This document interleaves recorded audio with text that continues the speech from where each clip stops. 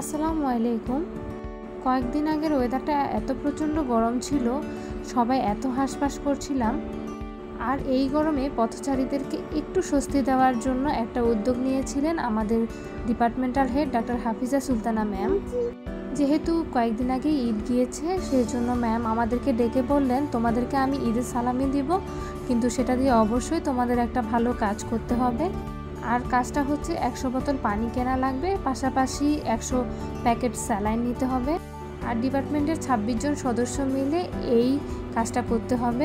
Ma'am সবসময় ভালো কাজের উদ্যোগ নিয়ে থাকেন, আর এবারও তার ব্যতিক্রম হয়নি। ম্যাডামের কথা মতো আমরাও কাজ শুরু করলাম। আমাদের ডিপার্টমেন্টের ভাইয়ারা আগের দিনই পানি কিনে সেটা ঠান্ডা করার জন্য ফ্রিজে রাখতে বলে এসেছিলেন।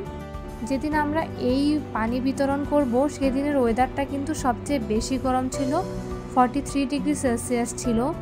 তারপরে আমরা যে কয়েকজন ছিলাম সবাই মিলে বের হয়ে পড়লাম। প্রথমে আমাদের ব্যাচের ভাইয়াগুলো স্যালাইন কিনে আনলো, এরপর পানিগুলো নিয়ে আসলেন।